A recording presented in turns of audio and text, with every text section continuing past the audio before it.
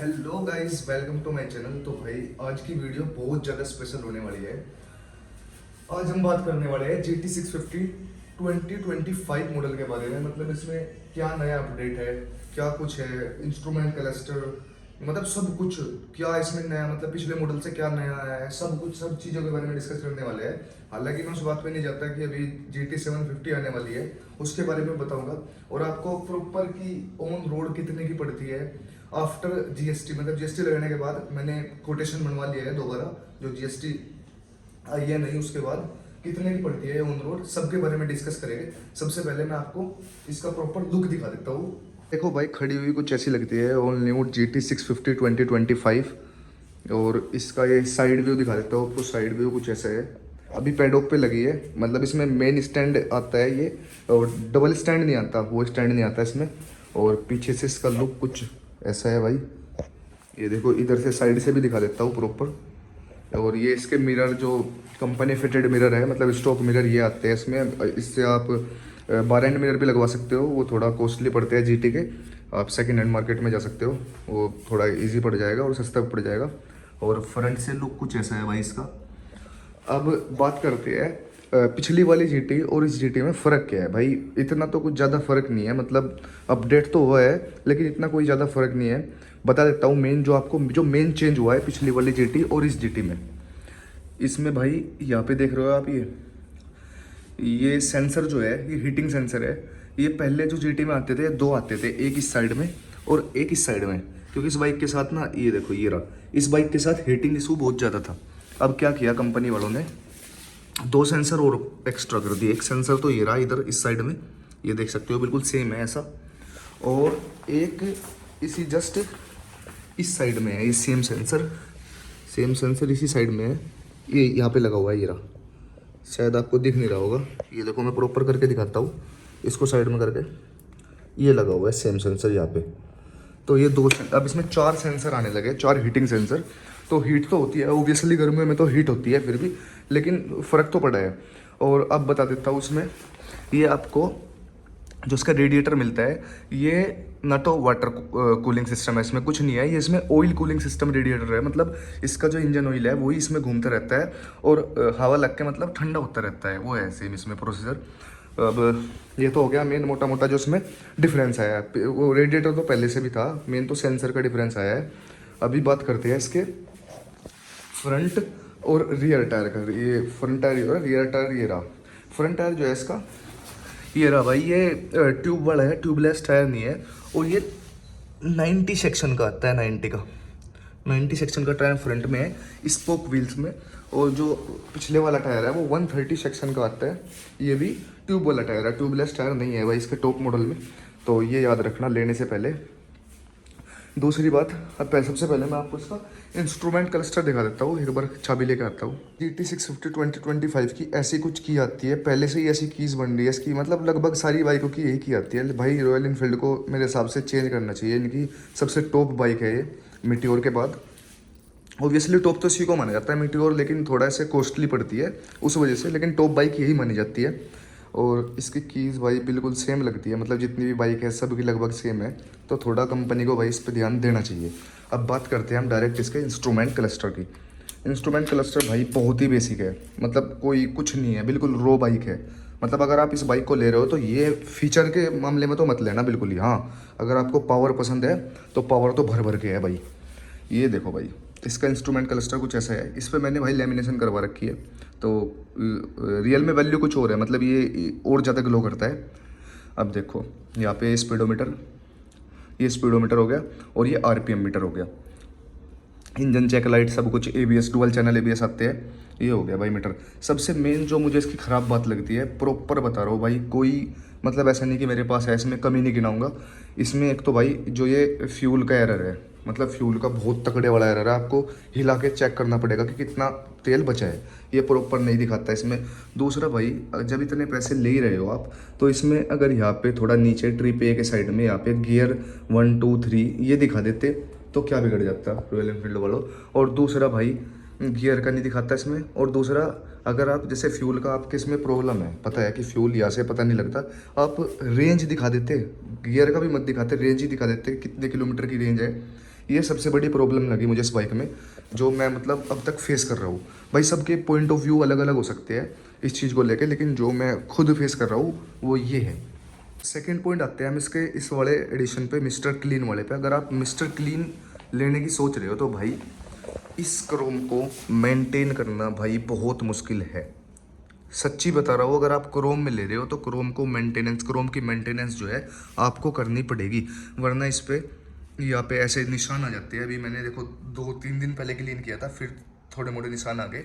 ये आपको ट्यूब मंगानी पड़ेगी इसकी, वो ट्यूब भी इस वीडियो में दिखा दूंगा आपको। तो ये मेन चीज़ है इसकी। और दूसरा, अगर आप इसको वॉश कराने जाते हो तो मतलब अगर आपके 5 किलोमीटर भी दूर है ना वॉशिंग एरिया, और वहाँ तक ले जाते हो तो आपको कम से कम आधा घंटा वेट करना पड़ेगा, क्योंकि हीट इतनी ज़्यादा हो जाती है कि आपको वेट करना पड़ेगा। ऐसे गरम नहीं धुला सकते आप इसको, प्रॉपर स्मोक निकलता है भाई, ये गलती मत करना कभी भी।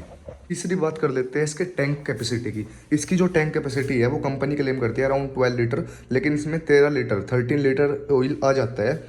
और हाँ, मेन बात जो आप वेट कर रहे होगे, इसका माइलेज क्या है भाई? माइलेज है इसका, अगर आप इस बाइक को ऑन कर देते हो एक बार, अगर आप इस बाइक को 3000 RPM से नीचे चलाओगे, 3000 RPM पे, गियर कोई सा भी हो कोई मतलब नहीं, हाई एंड गियर में चलाओगे तो वो ज़्यादा माइलेज देगी, ये भी मैटर करता है। इससे नीचे चलाते हो तो ये आपको, सच्ची बता रहा हूँ भाई, ये आपको माइलेज देगी 26 to 27, 25 से प्लस देगी। और अगर आप इसको 4000 RPM से ऊपर चलाते हो, 5 से ऊपर, तो भाई माइलेज एक्सपेक्ट बिल्कुल मत करना। फिर ये माइलेज देगी आपको 15, 16, 17 इस रेंज का। प्रॉपर बता रहा हूँ, मतलब 3-3.5 महीने हो गए मुझे, जो मैंने अब तक इस बाइक के बारे में पता है मुझे। और रही बात इसकी लाइट्स की बात कर लेते हैं। आगे 2 इंडिकेटर हो गए, ठीक है भाई, अच्छे लगते हैं, किसी को स्टोक अच्छे लगते हैं, सबकी अलग अलग पसंद हो सकती है इस चीज़ में। और पीछे 2 इंडिकेटर और ये टेल लाइट पीछे की।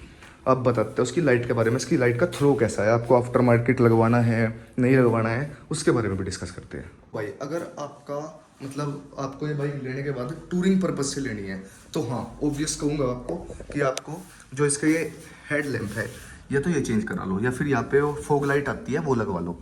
ये तो मतलब नॉर्मल अगर आप टूरिंग के लिए ले रहे हो तो आपको पक्का प्रॉपर लगवाना पड़ेगा, लेकिन फिर भी मैं आपको एक बार इसका थ्रो दिखा देता हूँ लाइट का। एक बार से सारी लाइट बंद करके स्टार्ट करके मतलब कैसा थ्रो है ये दिखा देता हूँ, थोड़ा आपको आइडिया लग जाएगा।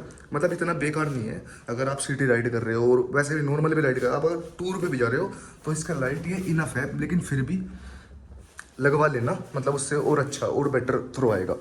अभी आपको सारी लाइट बंद करवा के मैं दिखा देता हूँ उसका कैसे थ्रो। तो भाई अभी सारी लाइट लगभग ऑफ कर दी है, एक लाइट ऑन है, और अभी रात के लगभग 1:30 या 2 बज रहे हैं। मैं आपको बाहर ले जाके नहीं दिखा सकता क्योंकि सब ये उठ जाएगा ऊपर वाले।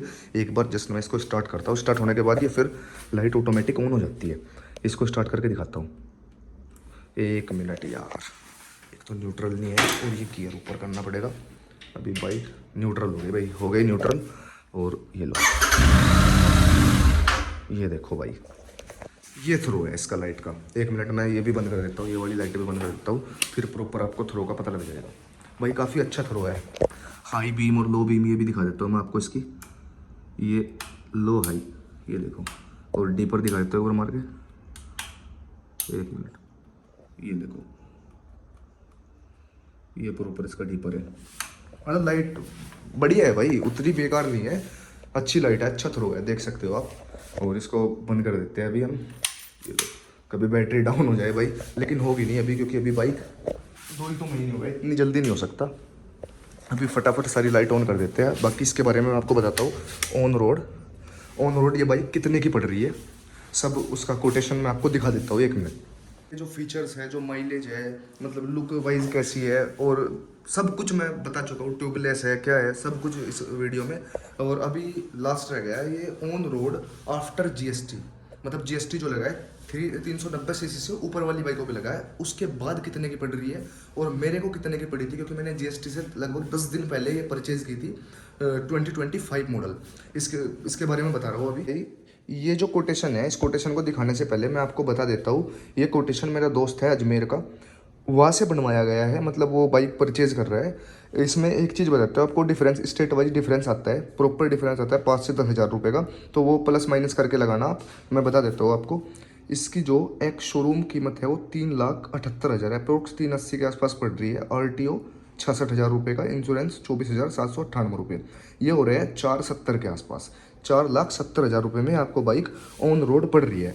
लेकिन अगर आप, एक मिनट भाई जूम कर देता हूँ, अगर आप इसमें लेग गार्ड लगवाते हो ₹4800 का वो लगता है, सम गार्ड ₹3200 का, बार एंड मिरर ₹6500, और ये इंजन वारंटी है ₹9000 में, और स्क्रीन विंडशील्ड आती है इसकी वो ₹2400 में। टोटल ये बाइक आपको ₹4,95,000 के आसपास पड़ जाती है। तो अब मैं बता देता हूँ आपको कि मेरे को ये बाइक कितने की पड़ी। भाई मेरे को जो ये बाइक है, एक मिनट बता देता हूँ आपको, कैमरा स्विच कर देता हूँ। मुझे ये बाइक जीएसटी से पहले लगभग ₹4,30,000 में पड़ी थी। मतलब प्रॉपर मेरे को ₹70,000 का फ़ायदा हुआ, 70,000 का। और मैंने इसमें लेग गार्ड और सम गार्ड लगवाए थे, सिर्फ मैंने इसमें बार एंड मिरर नहीं लगवाए। इंजन वारंटी आरएस से, उसमें जबकि उस कोटेशन में आरएस से इंक्लूड नहीं है, लेकिन मेरे जो बाइक मैंने परचेज की थी उसमें आरएस से था, रोड साइड असिस्टेंट, मतलब कहीं पे भी पंचर कुछ भी हो जाए तो वो इंक्लूड है, और इंजन वारंटी भी इंक्लूड है मेरे इसमें। ₹4,30,000 मैंने ली थी। और यही सेम बाइक आफ्टर जीएसटी मैंने आपको भी दिखा दिया, मतलब लगभग ₹4,95,000, प्रॉपर मान ही लो आप ₹5,00,000 में पड़ रही है। मतलब अब देख सकते हो। और हाँ, एक चीज़ और मैं ईएमआई का बता देता हूँ आपको। अगर आप इसकी डाउन पेमेंट करते हो 1 से ₹1.5 लाख, तो आपकी ईएमआई कितनी बनती है उसके बारे में मैं आपको बता देता हूँ। 1 मिनट भाई, अगर आप डाउन पेमेंट करते हो ₹2,00,000 की, तो आपका, एक बार जूम कर लेता हूँ, 36 महीने के लिए ₹9,911, और 60 महीने के लिए 6909 ये होता है। और आपका अगर आप ये 4 साल के लिए, शायद 4 साल का हो गए, 4 साल ही है क्या, हाँ पता नहीं भाई, समझ में नहीं आ रहा, ये देख लेना एक बार। ₹8,021, मतलब ऊपर से आप समझ लेना थोड़ा, मेरी ये राइटिंग समझ में नहीं आ रही। ये GT650 मिस्टर क्लीन का रेट है ये। और जो मॉडल है इसके, लोअर मॉडल है, अब वो देख सकते हो 10-20 हज़ार का, 25 हज़ार का फ़र्क आता है, तो समझ सकते हो। ये वीडियो थी ऑल न्यू GT650 2025 मॉडल की। अगर आपको इसके बारे में कुछ भी जानना हो, मतलब नेक्स्ट वीडियो किस टॉपिक पे बनानी है, इसके लिए कोई भी, मतलब कुछ भी आपके डाउट हो, कोई भी आपका क्वेश्चन हो, तो आप कमेंट कर सकते हो, मैं रिप्लाई देता हूँ हर एक कमेंट का। कोई भी प्रॉब्लम, मतलब लेने से पहले अगर आप डिसाइड कर रहे हो 2025 में किस पर्पज से, मतलब कुछ भी आप कमेंट कर सकते हो। मैं अपना इंस्टाग्राम भी मेंशन कर दूंगा डिस्क्रिप्शन में, वहाँ से आप मतलब कांटेक्ट कर सकते हो। बाकी अगर वीडियो अच्छी लगी हो तो चैनल को लाइक और सब्सक्राइब करना मत भूलना। तब तक के लिए टाटा बाय बाय।